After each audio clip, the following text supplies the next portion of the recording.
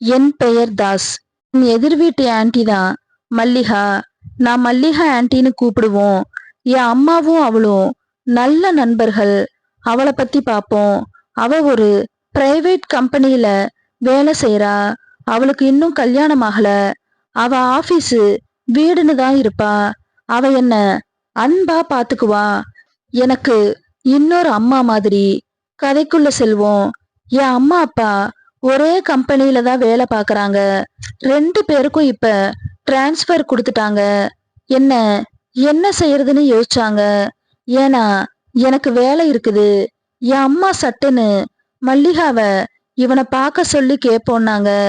எனக்கு ரொம்ப சந்தோஷமா இருந்துச்சு. மல்லிகா ஆன்ட்டி என்ன சொல்வான்னு பயந்தேன். ஆனா அவ இதுக்கு ரொம்ப சந்தோஷமா ஒத்துக்கிட்டா. என் பொருளை எல்லாம் எடுத்துக்கிட்டு அவ வீட்டுக்கு போனேன். எங்க அப்பா அம்மா வீட்டை காலி பண்ணாங்க. அது வாடகை வீடுதான். நான் அவ வீட்டுல தங்க போறேன். அவ இனி இதுதான் உன் வீடு, நீ நல்லா பழகிக்கோன்னு குனிஞ்சு என் முகத்தை வந்து சொன்னா. மறக்காதீங்க, நான் உயரம் ரொம்ப கம்மி. எனக்கு என்ன செய்யறதுனே தெரியாம வெக்கத்துல தலையாட்டிட்டு போனேன். மறுநாள் நான் வேலைக்கு போறதுக்கு குளிக்க போனேன். அவ தலைய சாம்பிராணி புகையில காய வச்சிட்டு இருந்தா. ஆன்ட்டி சாப்பாடு கொடுத்தாங்க, சாப்பிட்டேன். ஆன்ட்டி ஏன்டா அப்படி சொல்றேன்னு கேட்டாங்க. நான் நீங்க இந்த ட்ரெஸ்ல அழகா இருக்கீங்க மல்லிகா ஆன்ட்டி. அவ நான் அழகா இருக்கேனா கிண்டல் பண்ணாத அப்படின்னு சொல்லி வெக்கப்பட்டாங்க. அப்புறம் நான் வேலைக்கு போயிட்டேன். ஆன்ட்டி ஆபீஸ் போயிட்டாங்க. சில நாட்களுக்கு அப்புறம் ஒரு நாள் நான் காலையில ரொம்ப நேரம் கழிச்சு எந்திரிச்சேன். நான் அவ வேலைக்கு போயிருப்பான்னு நினைச்சேன். அப்புறம் வெளியே வந்து போட்டோவை வச்சுட்டு திரும்பினேன். அவ என் பின்னால சோபால இருந்தா. எனக்கு பயம் வந்துடுச்சு. அவ என்ன கூப்பிட்டா. நான் அங்க போனேன். அவ என் போட்டோவை என்ன செய்யறேன்னு கேட்டா. நான் ஒன்னும் இல்லைன்னு சமாளிச்சு பார்த்தேன். ஆனா அவ கண்டுபிடிச்சுக்கிட்டா.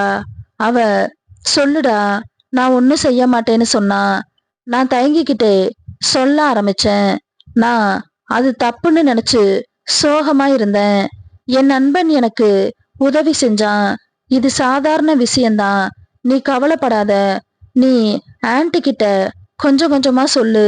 அவங்க ஓகே சொன்னாங்கன்னா சரி, இல்லைன்னா விடு, பாத்துக்கலான்னு சொன்னான். அதுக்கப்புறம் எனக்கு உங்ககிட்ட பேசும்போது எல்லாம் இதயம் வேகமா துடிக்கும். உங்களுக்கு நிறைய gift வாங்கி வச்சிருக்கேன், கொடுக்க முடியல. உங்களை எனக்கு ரொம்ப பிடிக்கும். என்னை பத்தி அதிகமா கவலைப்படுற ஆளே நீங்க தான் மல்லிகா ஆன்ட்டி. ஒரு வழியா இன்னைக்கு சொல்லிட்டேன். ஆன்ட்டி நீங்க என்ன சொல்ல போறீங்க? அவ கண் கலங்கினா. ஆன்ட்டி சாரின்னு சொன்னேன். அவ எனக்கு இதுவரை யாரும் இப்படி சொன்னது இல்ல, எனக்கு சந்தோஷமா இருக்குன்னு சொன்னா. ஆன்ட்டி என் ஃப்ரெண்டு சொன்ன மாதிரி நான் உங்ககிட்ட சொல்லிட்டேன்.